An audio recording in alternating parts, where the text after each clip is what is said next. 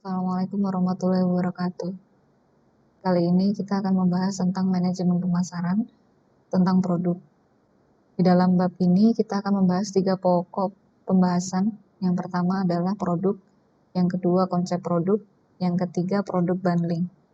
Sebelumnya kita akan melihat tentang pengertian konsep produk itu sendiri.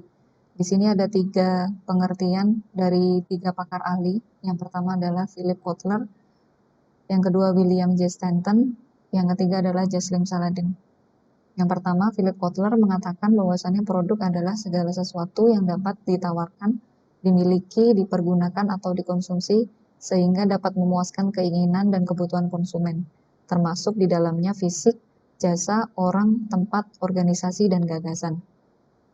Kemudian yang kedua, oleh William J. Stanton.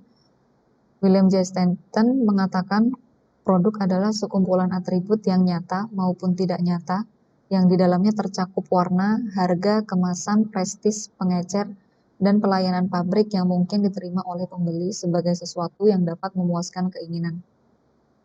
Kemudian, Jesslyn Saladin mengatakan produk adalah segala sesuatu yang dapat memenuhi dan memuaskan kebutuhan atau keinginan manusia, baik yang berwujud maupun tidak berwujud. Sebenarnya apa yang dimaksud dengan produk itu sendiri? Secara umum, pengertian produk adalah segala sesuatu yang dapat ditawarkan ke pasar untuk memuaskan keinginan dan kebutuhan konsumen. Menurut pendapat lain, definisi produk adalah sebuah substansi yang diproduksi oleh produsen dan ditawarkan ke suatu pasar untuk memenuhi kebutuhan atau keinginan konsumen.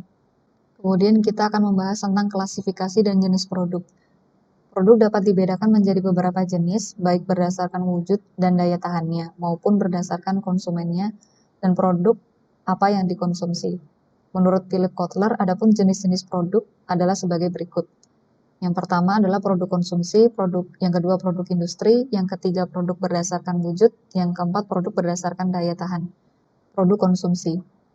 Definisi produk konsumsi adalah semua produk yang digunakan oleh konsumen tingkat akhir atau end user. Dengan kata lain, produk tersebut tidak dijual kembali tapi digunakan langsung oleh konsumen. Produk konsumsi dapat dikelompokkan menjadi beberapa bagian. Yang pertama adalah produk kebutuhan sehari-hari atau convenience goods. Yang kedua, produk belanja atau shopping goods. Yang ketiga, produk khusus atau specialty goods. Yang keempat adalah unsold goods. Yang pertama, produk kebutuhan sehari-hari, yaitu produk yang sangat diperlukan dan mudah habis jika digunakan, sehingga sering dibeli oleh konsumen.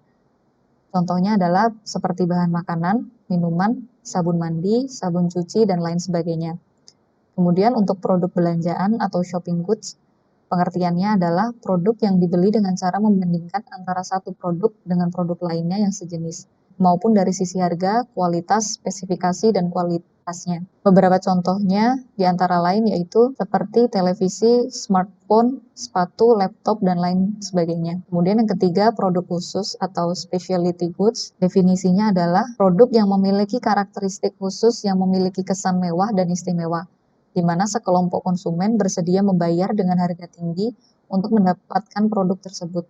Contohnya adalah mobil mewah, perhiasan, smartphone, atau produk limited edition. Yang keempat adalah unsold goods. Unsold goods adalah produk yang tidak diketahui oleh konsumen dan bahkan jika diketahui oleh konsumen, mereka belum tentu tertarik untuk membelinya.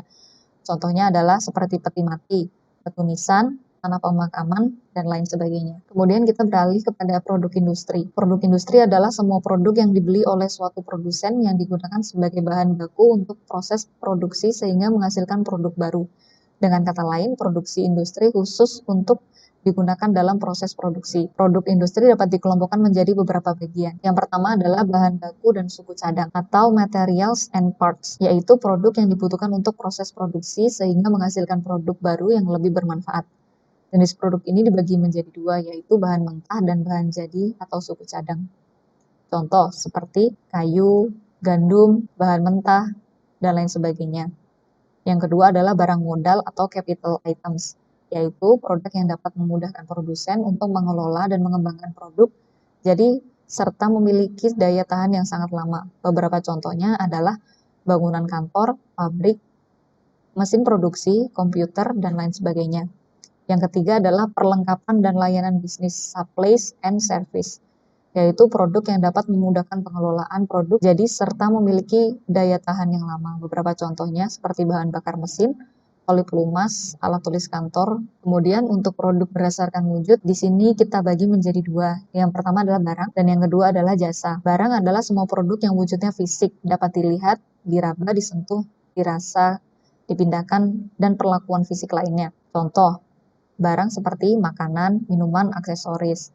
Kemudian jasa adalah semua aktivitas yang memberikan manfaat dan kepuasan kepada konsumen. Contoh jasa seperti jasa pijat, jasa make up, jasa penginapan, jasa konsultasi, dan lain sebagainya.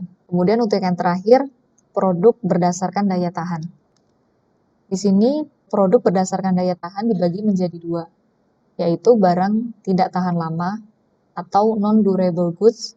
Yang kedua, barang tahan lama atau kita biasa sebut durable goods.